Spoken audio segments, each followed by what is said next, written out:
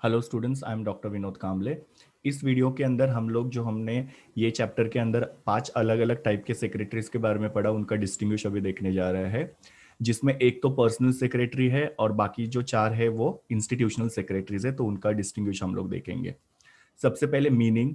न personal secretary किसको बोला जाता है कि जिस सेक्रेटरी को कोई भी प्रोफेशनल पर्सन या कोई भी बिजी पर्सन अपॉइंट करता है उनको असिस्ट करने के लिए या उनको हेल्प करने के लिए या उनके कामकाज में उनका हाथ बटाने के लिए जो सेक्रेटरी को अपॉइंट किया जाता है उसको हम लोग पर्सनल सेक्रेटरी बोलते हैं।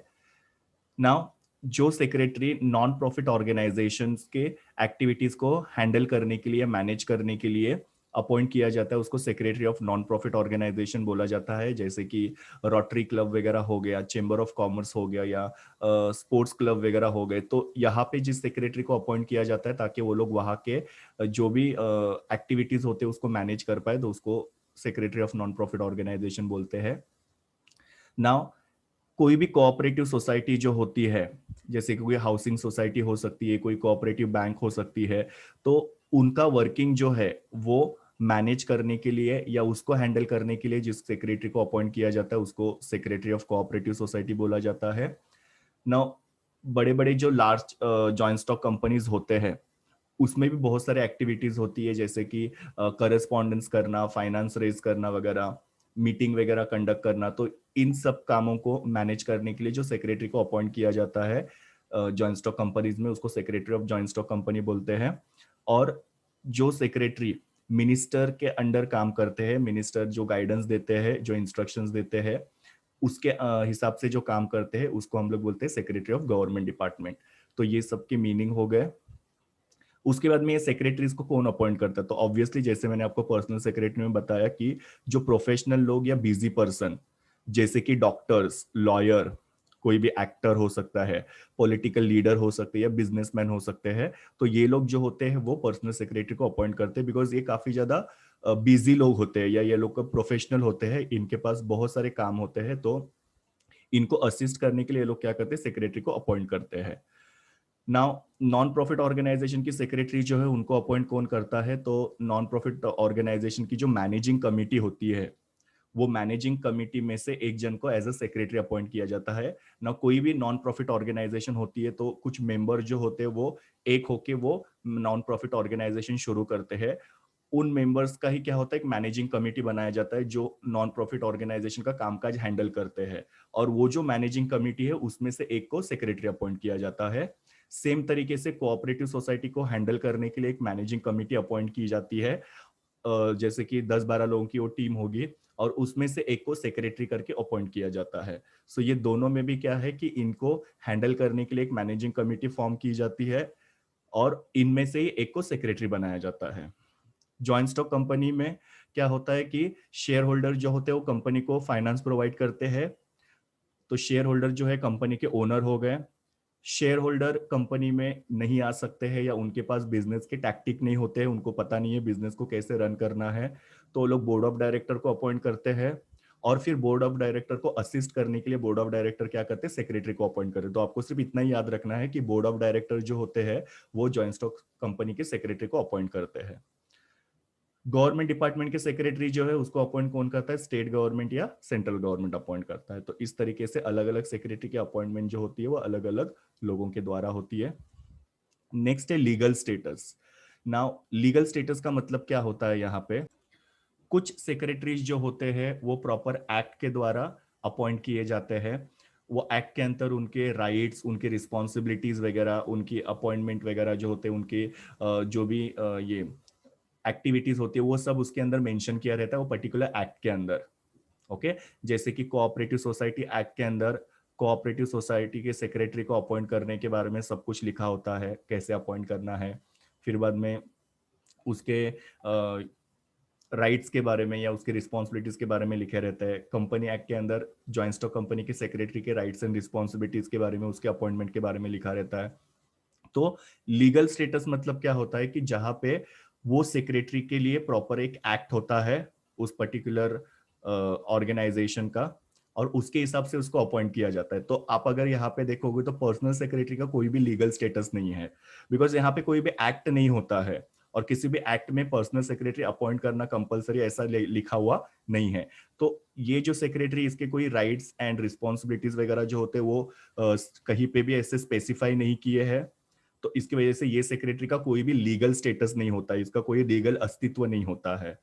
ओके।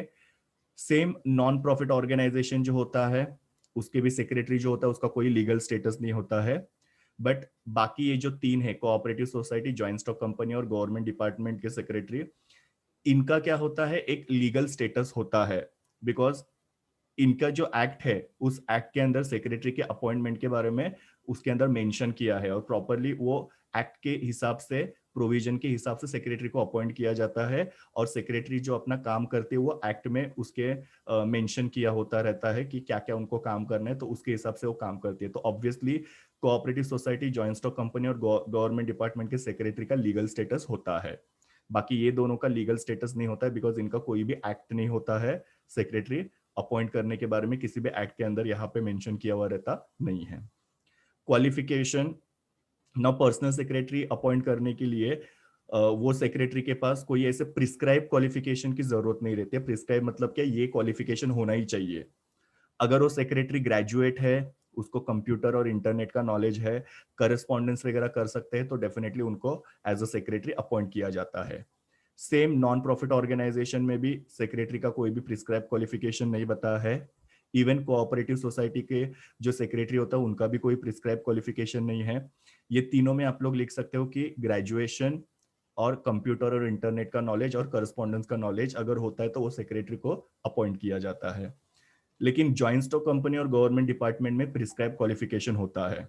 अगर सपोज जॉइंट स्टॉक कंपनी का सेक्रेटरी बनना है तो उनके पास आईसीएसआई, मतलब institute of company secretary of India, इनकी सीएस की मतलब कंपनी सेक्रेटरी की एग्जामिनेशन होती है।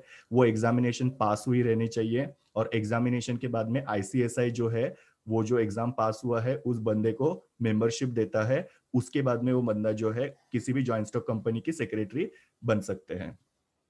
सेम तरीके से गवर्नमेंट डिपार्टमेंट में अगर सेक्रेटरी बनना है तो उसके लिए आईएएस मतलब इंडियन एडमिनिस्ट्रेटिव सर्विसेज, इनके एग्जाम्स होते हैं। वो एग्जाम पास करने के बाद में गवर्नमेंट डिपार्टमेंट के सेक्रेटरी बन सकते हैं। मतलब personal secretary, non profit organisation secretary और कोऑपरेटिव सोसाइटी के सेक्रेटरी के लिए किसी भी तरीके का प्रिस्क्राइब क्वालिफिकेशन की जरूरत नहीं है।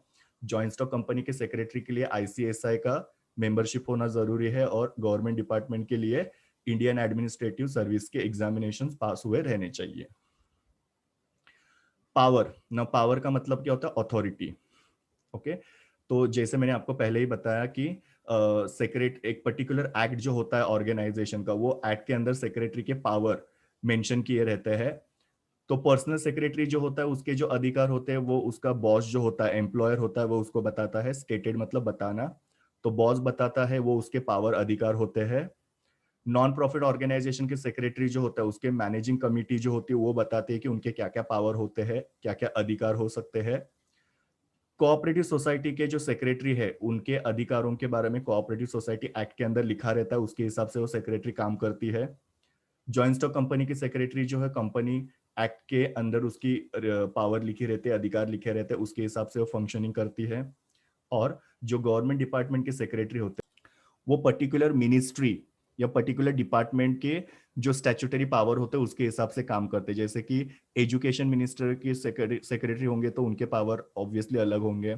रेलवे डिपार्टमेंट के या रेलवे मिनिस्ट्री के जो सेक्रेटरी होंगे उनके तो अलग अलग मिनिस्ट्री के स्टैट्यूटरी पावर्स होते हैं, उसके हिसाब से वो पर्टिकुलर सेक्रेटरी काम करते हैं।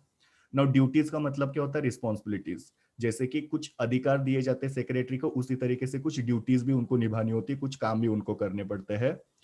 पर्सनल सेक्रेटरी में मैंने क्या बताया था कि इनके जो पावर होते हैं उनके एम्प्लॉयर ने स्टेट किया रहता है, एम्प्लॉयर ने बताया रहता है। वैसे ही उनकी रिस्पॉन्सिबिलिटीज जो होती है वो एम्प्लॉयर ही बताता है कि ये काम आपको करना है।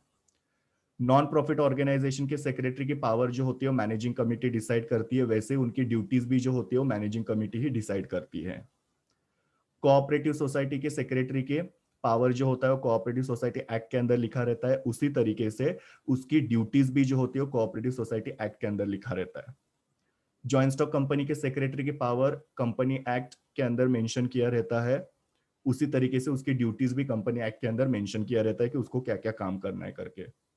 और जो ये जो गवर्नमेंट डिपार्टमेंट के सेक्रेटरी होते हैं उनको स्टैट्यूटरी पावर उनके मिनिस्ट्री के द्वारा दिए जाते हैं, उसी तरीके से उनकी ड्यूटीज भी जो होती है वो मिनिस्ट्री के द्वारा उनको दिया जाता है। मतलब कहीं ना कहीं पे ये पॉइंट जो सिमिलर है कि जो उनको पावर दे रहा है वही उनको ड्यूटीज भी दे रहा है, मतलब जिसके द्वारा उनको अधिकार मिल रहे हैं उसके ही द्वारा उनको रिस्पॉन्सिबिलिटीज भी मिल रही है कि ये आपके पावर है और ये आपके अधिकार है, ये आपके रिस्पॉन्सिबिलिटीज है, उसके हिसाब से उनको काम करना पड़ता है। पोजीशन ना, पर्सनल सेक्रेटरी जो होते हैं उसको पर्सनल असिस्टेंट बोला जाता है। मतलब हम लोग ने सुना होगा मूवीज के अंदर वगैरह हम लोग देखते हैं कि पीए बोला जाता है। पीए मतलब क्या होते हैं? Personal assistant. Non profit organisation और कोऑपरेटिव सोसाइटी के जो सेक्रेटरीज होते हैं वो मेंबर होते हैं मैनेजिंग कमिटी के। मैंने आपको बोला था कि ये सेक्रेटरी जो होता है मैनेजिंग कमिटी में से ही एक को अपॉइंट किया जाता है, तो obviously they are the members of managing committee. Joint stock company की जो सेक्रेटरी होती है उसको की मैनेजरियल पर्सोनल बोला जाता है। की का मतलब होता है इंपॉर्टेंट, मैनेजरियल मतलब मैनेजरियल लेवल पे काम करने वाले, पर्सोनल मतलब एम्प्लॉय, के एम पी मतलब भले ही वो एम्प्लॉय है बट उसकी पोजीशन जो काफी इंपॉर्टेंट है ऑर्गेनाइजेशन के अंदर, इसके लिए इसको की मैनेजरियल पोजीशन बोला जाता है। और गवर्नमेंट डिपार्टमेंट के जो सेक्रेटरी होते हैं वो एडमिनिस्ट्रेटिव हेड होते हैं, मतलब उस पर्टिकुलर डिपार्टमेंट के वो लोग क्या होते हैं? हेड होते हैं, या वो उस पर्टिकुलर मिनिस्ट्री के वो हेड होते हैं। मिनिस्ट्री का मतलब ही होता है डिपार्टमेंट।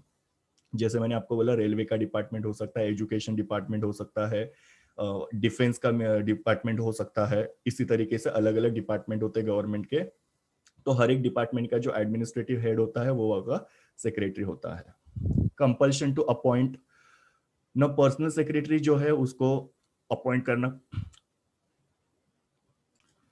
कंपलसरी नहीं है।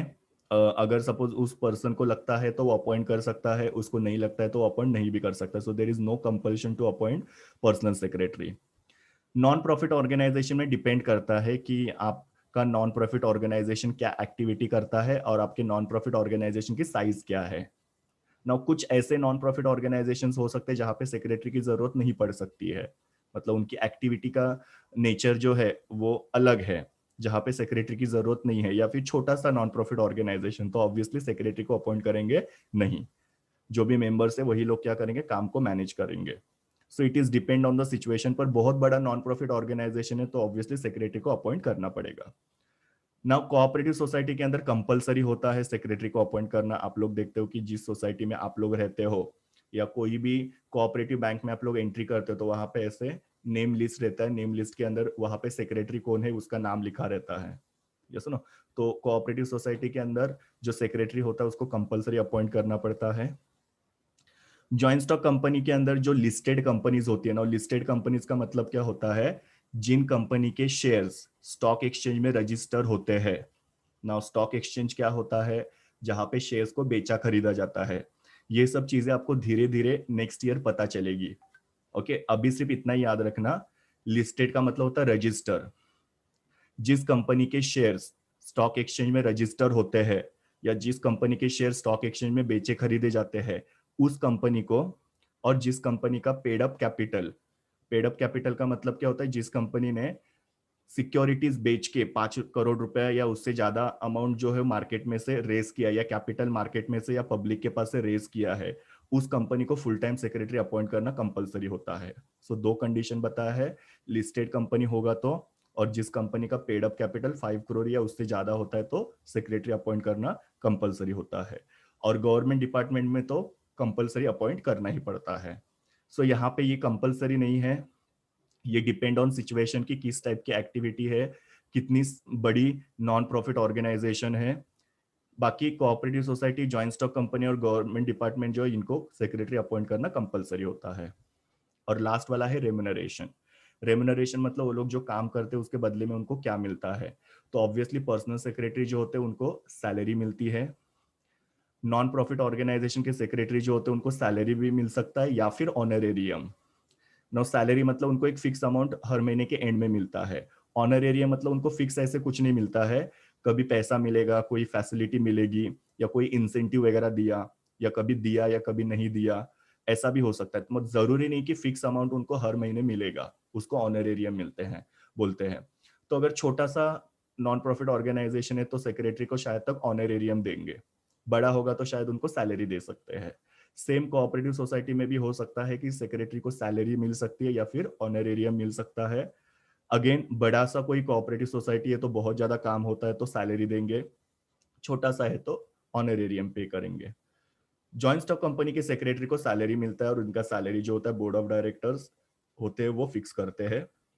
और गवर्नमेंट डिपार्टमेंट के जो सेक्रेटरी होते हैं उनको सैलरी और पर्क्स, पर्क्स का मतलब क्या होता है कि जैसे कि गाड़ी वगैरह मिलती है या घर वगैरह मिल सकता है या दूसरी जो भी फैसिलिटीज होती है वो उनको रूल के हिसाब से मिलते हैं। सो ये सब डिस्टिंग्विश बिटवीन था 5 टाइप के सेक्रेटरी के बीच में क्या डिफरेंस है उसके बारे में। Thank you students, please do like share comment and subscribe to my YouTube channel and also recommend my channel to your friends. We will meet in the next video.